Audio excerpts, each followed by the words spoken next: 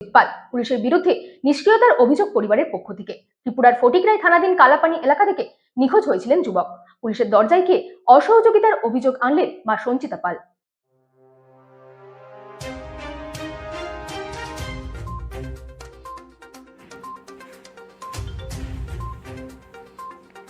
ত্রিপুরার ফটিকরাই থানাধীন কালাপানি এলাকা থেকে 4 মাস ধরে নিখোঁজ এক যুবক। যুবকের নাম সুরজিৎ পাল। পরিবারের লোকেরা পুলিশের বিরুদ্ধে নিষ্ক্রিয়তা ও অসহযোগিতার অভিযোগ করেছেন। সুরজিতের মা সঞ্চিতা পাল জানিয়েছেন, তার ছেলে কুমারঘাট যাওয়ার নাম করে বাড়ি থেকে বেরিয়ে গিয়েছিল। এরপর থেকে তার আর কোনো খোঁজ পাওয়া যায়নি। সঞ্চিতা পাল অভিযোগ করেছেন, ফটিকরাই থানায় নিখোঁজ ডায়েরি করার পরেও পুলিশ কোনো পদক্ষেপ নেয়নি, এমনকি থানা থেকে রিসিভ কপিও দেওয়া হয়নি। তিনি পুলিশ প্রশাসনের কাছে ছেলেকে খুঁজে দেওয়ার আর্জি জানিয়েছেন। সুরজিতের নিখোঁজ হওয়ার ঘটনায় উৎকণ্ঠায় দিন কাটাচ্ছেন তার মা সহ পরিবারের লোকেরা। তারা আশা করছেন পুলিশ অতি সত্বর সুরজিৎকে খুঁজে বের করবে। Bureau report, রাতদিন news network.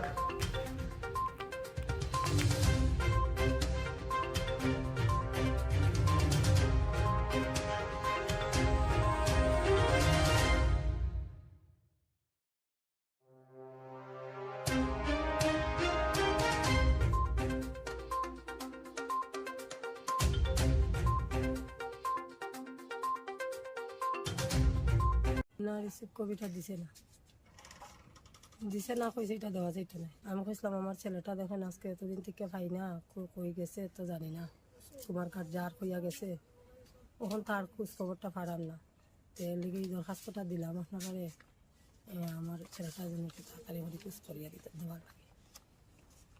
এরপরে ওটা রাখছে কাগজটা, তখন আমি কইছি রিসিভ কপিটা দেওয়ার লাগে, কইছে না রিসিভ কপি দেওয়া যেত না। ফটিকরাই থানাতে চাইতেছি যদি কোন জায়গাতে আছে বা কই আছে না আছে, যদি প্রশাসন খুঁজিয়া বাইর করতে পারে তো একটু ভালো হইলো, বা নিজে একটু শান্তি হলো। আমরা তো খুব টেনশনও আছি।